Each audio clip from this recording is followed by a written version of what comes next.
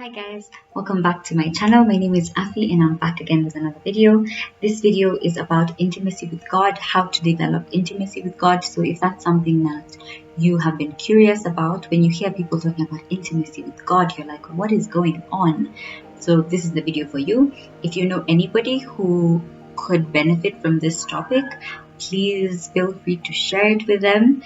And if you end up liking this video, please give it a thumbs up.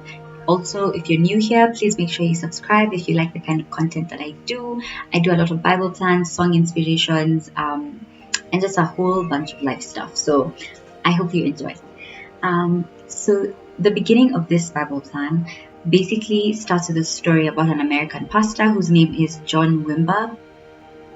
And he talks about it like this. He says, the ability to hear what God is saying, to see what God is doing, and to move in the realm of the miraculous comes as an individual develops the same intimacy with and dependence upon the Father as Jesus had.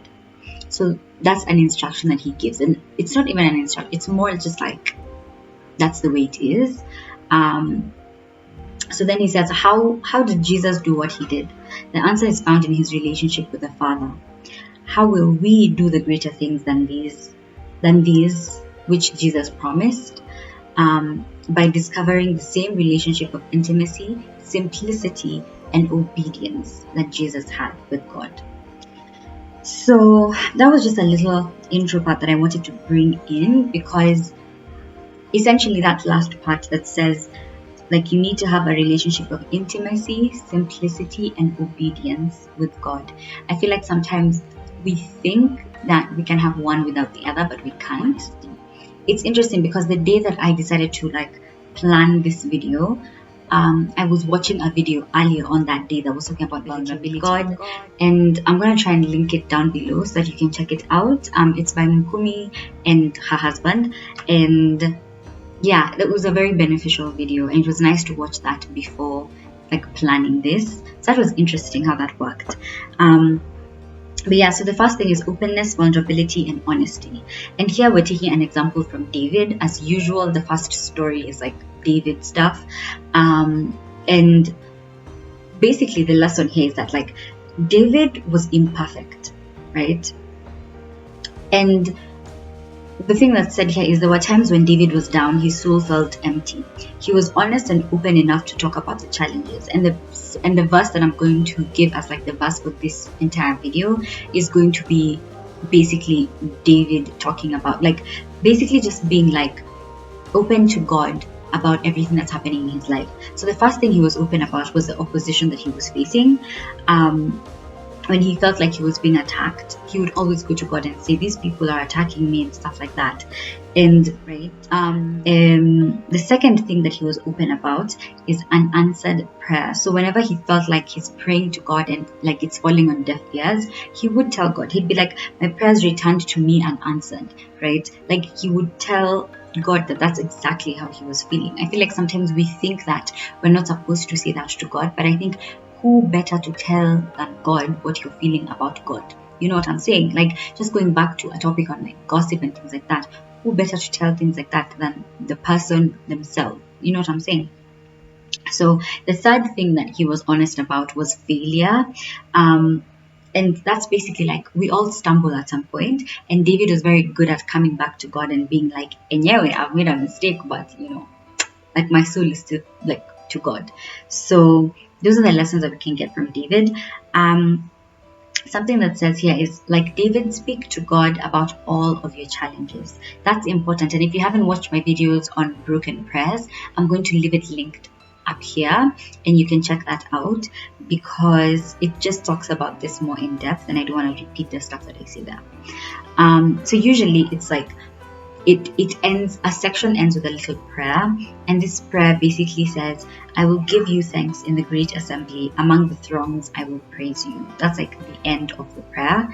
And I think essentially it just talks about how you need to be open and honest with God and vulnerable enough to be this is what I'm going through in this moment. You don't have to be strong for God. And I mean, there's other times when, yes, you would say, yes, you need to be strong for God, you need to understand God's heart and stuff like that. But when it comes to developing intimacy and having this relationship with God, you have to tell God that this is a struggle. Like, even if you're going to push through, you have to tell God, this is a struggle. And I know that you're feeling much worse than I am, but I just want to let you know that even me, I'm struggling in this moment. You know what I'm saying? So the second way that you grow in intimacy with God is growing in wisdom. And this is basically the inspiration is from Luke chapter 2 verse 41 to 42. This is life of Jesus. And something that's said, basically the things that as someone has said, so we don't know who said it, but somebody said, knowledge is knowing that a tomato is a fruit. Wisdom is not putting it in a fruit salad. So knowledge is knowing stuff, right? Wisdom is how you apply that knowledge. And I remember when I was younger, my dad always used to say that, like, I tell my kids that I want them to have 50% knowledge and 50% wisdom.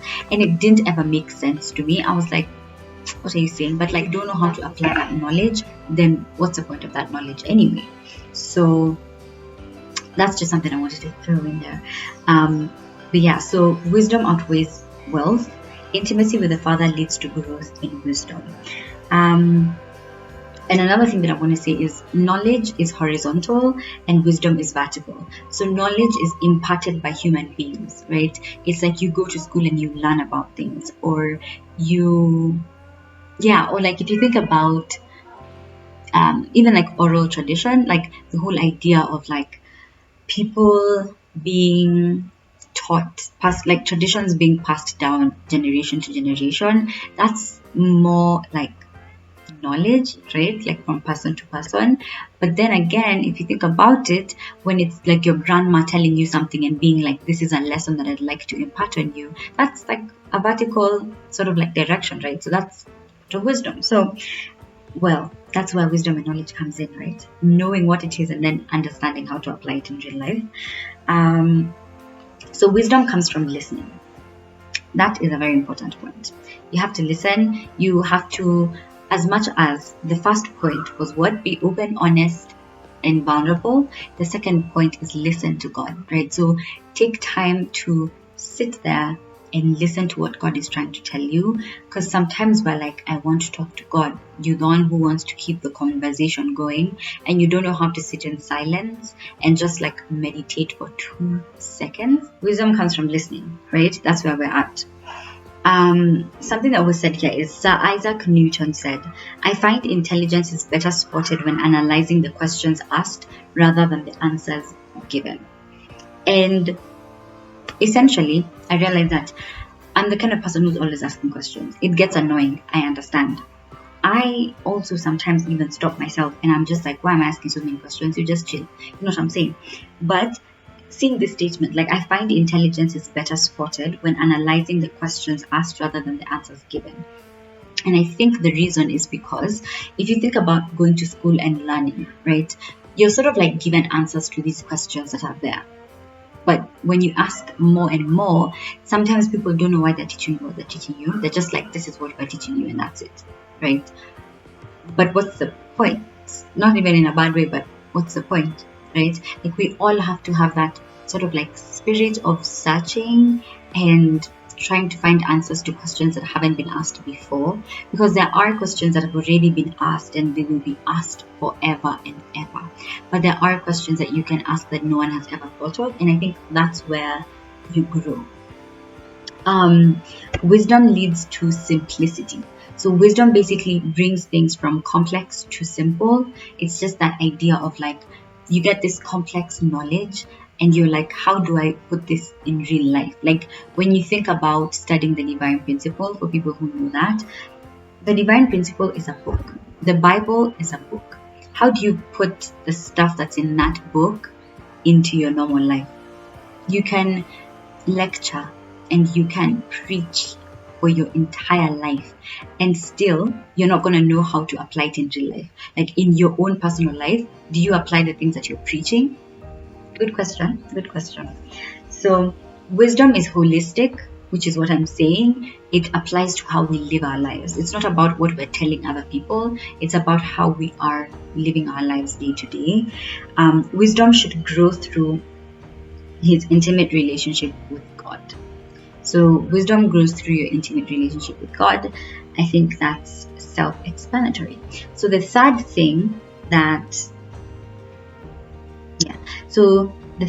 way in which you can grow in intimacy with God is stand still and listen. And I touched on this earlier. The ability to stand still and listen is so important. And here we're taking a lesson from Moses. I really, really like Moses, actually. Shocking, but I really, really like him.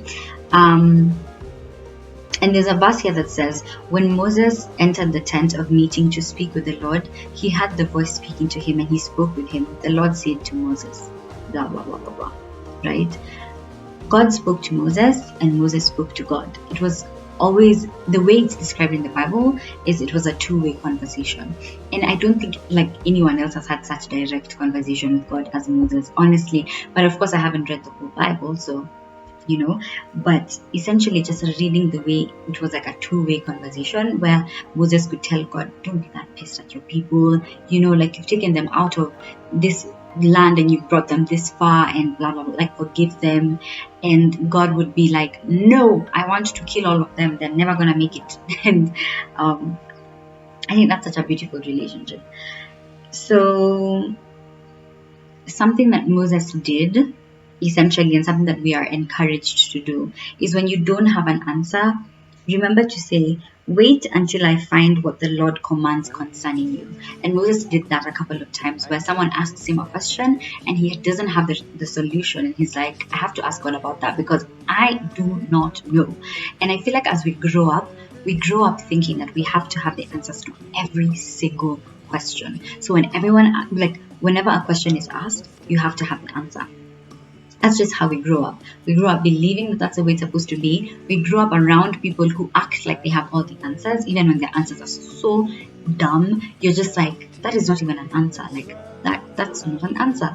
But we grow up with people who are like that. And this is not even like bashing or judging anybody. It's just the way life is, honestly speaking. And so to realize that it's okay to say, I don't know this in this moment, I would need to pray about it.